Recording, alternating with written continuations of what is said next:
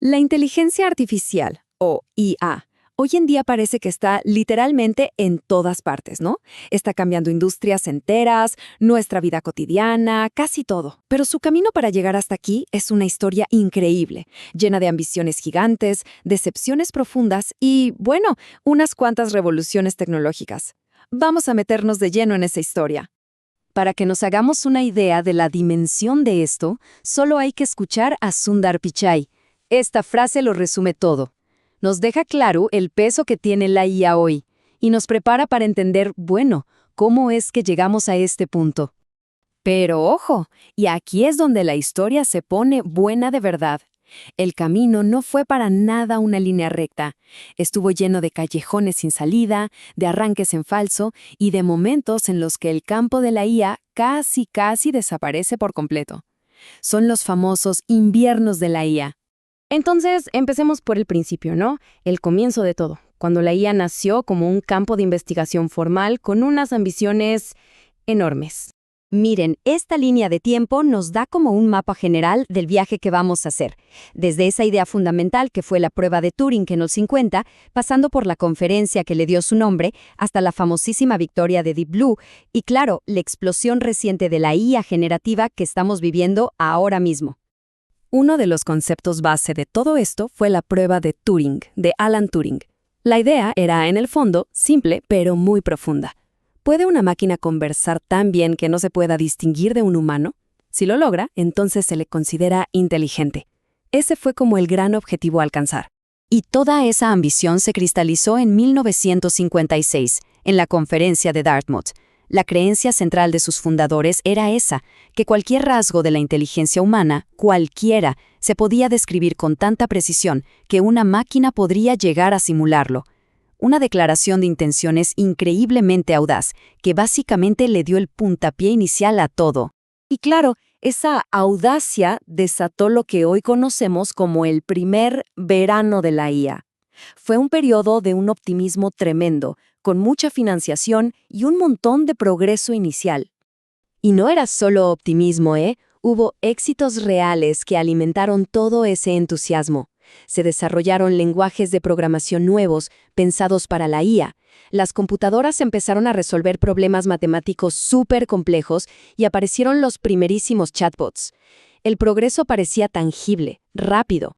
Un ejemplo perfecto de esto fue ELIZA. Este programa, creado en 1966, podía mantener una conversación usando lenguaje natural. Y para muchísima gente, parecía que la promesa inicial de la IA se estaba cumpliendo. Generó una fascinación increíble en su momento.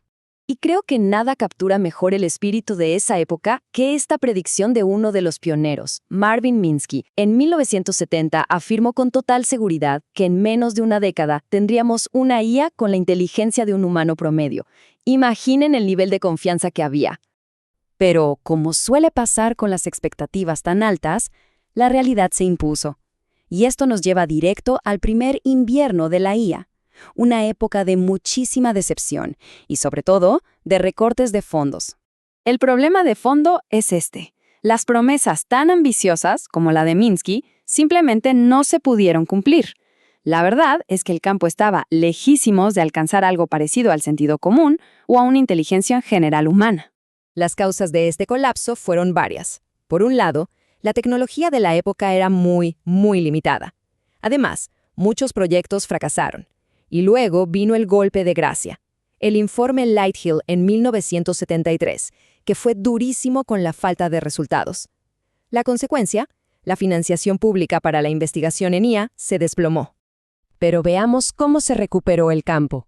Esto nos lleva a la era de los sistemas expertos, un enfoque totalmente nuevo, mucho más pragmático, que resucitó la investigación en IA y dio paso a un segundo verano.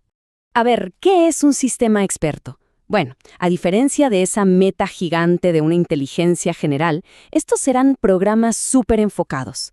Los desarrolladores codificaban a mano el conocimiento de un experto humano en un tema, digamos, un médico o un ingeniero, y lo convertían en un conjunto de reglas lógicas que la computadora podía seguir.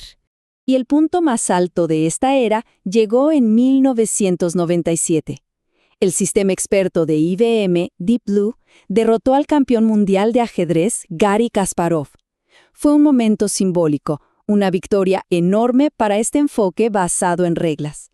Sin embargo, este enfoque también tenía un límite fundamental.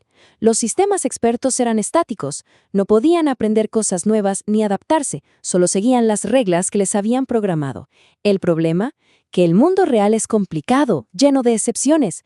Codificar a mano todo el conocimiento humano para cada situación posible, pues resultó ser una tarea imposible de escalar. Y lo que nos saca de ese segundo invierno y nos trae a la era moderna es un cambio de paradigma total. Pasemos a la revolución del aprendizaje automático o machine learning. Aquí está la clave del aprendizaje automático. En lugar de programarles las reglas, los algoritmos aprenden solos. ¿Y cómo?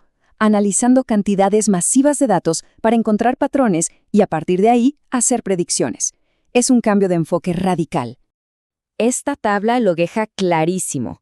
La IA antigua era determinista, o sea, seguía reglas fijas para dar una única respuesta correcta, como una calculadora. En cambio, la nueva IA es probabilística. En lugar de seguir reglas, aprende de los datos para predecir la respuesta más probable.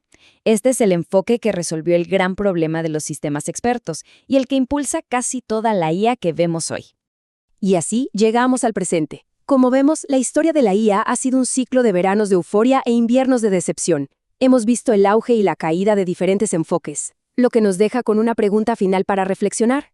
Con el poder del aprendizaje automático y la explosión de datos que tenemos hoy, ¿será que este verano de la IA, el que estamos viviendo ahora, es finalmente diferente?